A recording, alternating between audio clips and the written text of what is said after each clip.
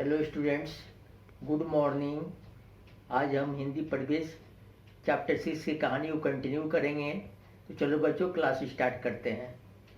बच्चों, परिवेश के पिछले क्लास में हमने चैप्टर 6 की कहानी उल्लू की अदालत को स्टार्ट किया था, जिसमें हमने यह पढ़ा था कि जंगल के जानवरों का एक अदालत है जिसका न्यायाधीश उल्लू है, और इस अदालत में कोयल और कौवे का मुकदमा पेश किया गया है, जिसमें कोयल का कहना है कि कौवा बहुत खतरनाक है और वो उसके बच्चे को कभी चोंच से मारता है तो कभी पंजे से, और इसी कारण यह मुकदमा चल रहा है।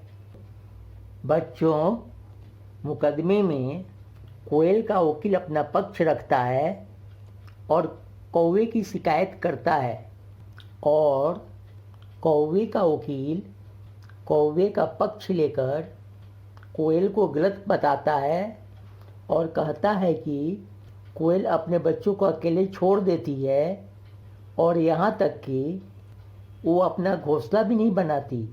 दोनों तरफ से बहस होती रहती है। तभी कौवा बीच में बोल उठता है कि कोयल गलत बोल रही है, ये अपने अंडों को मेरे घोंसले में छोड़ देती है और हम इसके अंडे को सेते हैं और इसके बच्चे को पालते हैं, और यह इधर उधर घूमती रहती है। तो बच्चों, हमने यह कहानी यहीं तक पढ़ी थी। अब चलो कहानी को आगे पढ़ते हैं। कोयल, तुम झूठे और मक्कार हो। कौवा, झूठी तुम हो और कामचोर भी। उल्लू, आडर आडर। कौवे जी, यदि आपको कुछ कहना है तो कटघरे में आकर कहिए। कौवा कटघरे में आता है। बंदर जंगल संहिता लेकर आता है। कौवा शपथ लेता है। उल्लू, अब कहिए आपको क्या कहना है।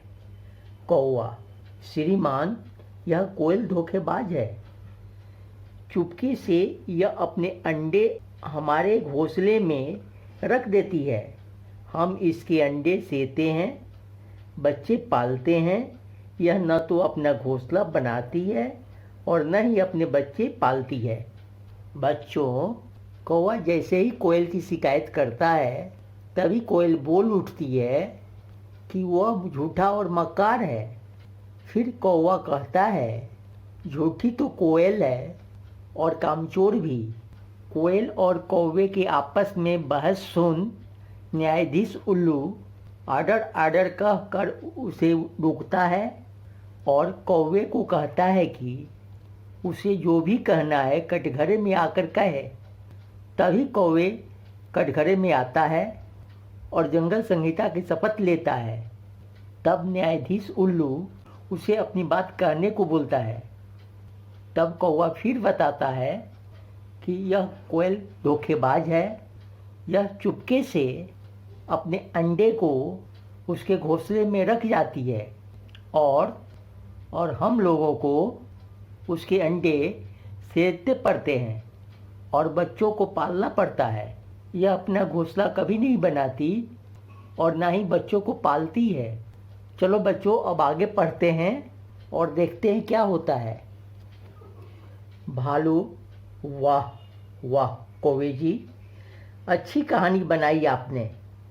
आपके घोंसले में कोई अपने अंडे रख जाता है और आपको पता ही नहीं चलता। कौवा, जी हाँ, पता नहीं चलता। अब मैं पढ़ा लिखा तो हूँ नहीं श्रीमान, जो अंडे गिन सकूं। दिखने में सभी अंडे एक समान दिखाई देते हैं। मेरी पत्नी और मैं अंडे सेते हैं और जब बच्चे निकलते हैं तो उनका रंग भी एक सा होता है, बिल्कुल हमारे रंग की तरह। हम अपने बच्चे के साथ कोयल के बच्चों को भी दाना चुंग चुंग कर खिलाते हैं, उड़ना सिखाते हैं, या धोखेबाज दूर बैठकर देखती रहती है।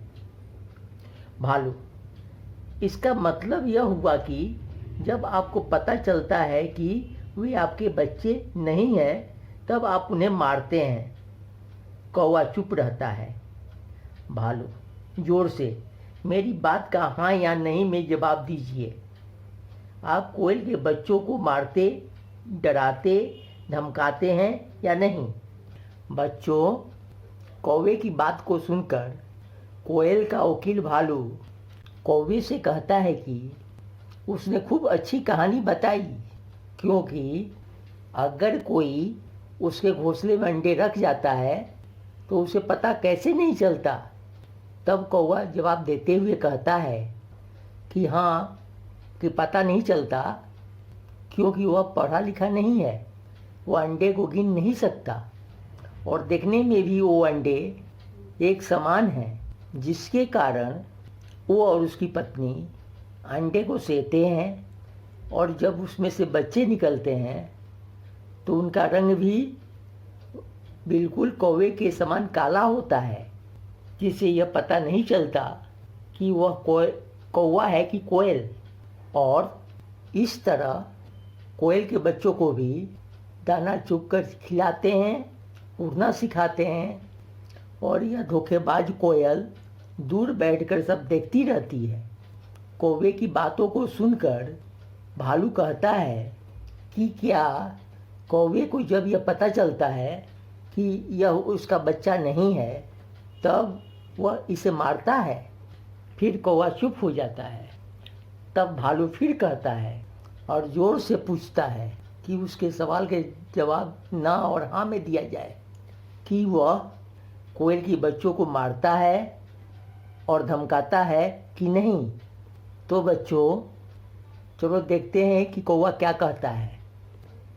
कौवा, जब हमें मालूम पड़ेगा कि हमारे साथ धोखेबाजी की गई है, तब गुस्सा तो आएगा ही। भालू, देखिए श्रीमान, कौवे ने अपनी गलती मान ली।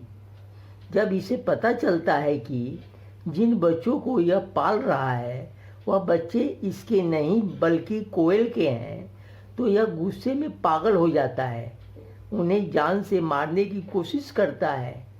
इसे कड़ी से कड़ी सजा दी जाए। कोयल हंसकर, हाँ हाँ, कड़ी से कड़ी सजा। सब जानवर हंसते हैं। उल्लू, आडर आडर, कोयल जी, आप बार बार अनुशासन भंग कर रही हैं। पेंगुइन, श्रीमान, यह कोयल केवल धोखेबाज और कामचोर ही नहीं, एक गैर जिम्मेदार माँ भी है। जिस माँ ने अपने मीठे सुर की लोरी अपने ही बच्चों को नहीं सुनाई, वह कैसी माँ? श्रीमान, धोखे से अपने अंडे दूसरे के घोंसले में रखना, उनकी देखभाल स्वयं न करना और अपने बच्चों का पालन पोषण दूसरे से करवाना धोखेबाजी है। ऐसी स्थिति में सच्चाई का पता चलने पर क्रोध आना तो स्वाभाविक है। बच्चों, भालू के सवालों का जवाब देते हुए कौवा कहता है कि जब किसी को मालूम पड़ेगा कि उसके साथ धोखेबाजी की गई है तो गुस्सा तो आएगा ही। उसकी बातों को सुन भालू तुरंत उल्लू से कहता है कि देखिए श्रीमान, कौवे ने आखिरकार अपनी गलती मान ली कि वह उसके बच्चे को मारने की कोशिश करता है और उल्लू से कहता है कि कौवे को कड़ी से कड़ी सजा दी जाए।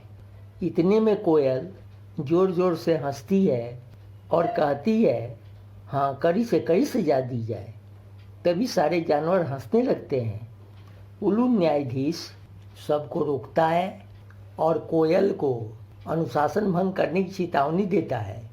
तभी कौवे का वकील पेंगुइन समझाते हुए कहता है कि कोयल धोखेबाज और कामचोर ही नहीं, एक गैर जिम्मेदार माँ भी है, क्योंकि जिस माँ ने अपनी मीठी सुर की लोरी अपने बच्चों को नहीं सुनाई, वो कैसी माँ है। और यह भी कहता है, अपने अंडे को दूसरे के घोंसले में चोरी से रखना, उनकी देखभाल किसी और से करवाना, यह धोखेबाजी है। ऐसी स्थिति में अगर किसी को यह पता चले तो क्रोध आना तो स्वाभाविक बात है। पेंगुइन इतना कहकर रुक जाता है। ठीक है बच्चों, आज हम लोग इस कहानी को यहीं तक पढ़ेंगे। नेक्स्ट क्लास में हम इस कहानी को कंटिन्यू करेंगे। ठीक है बच्चों, आप लोग इस कहानी को यहीं तक पढ़ो। Thank you.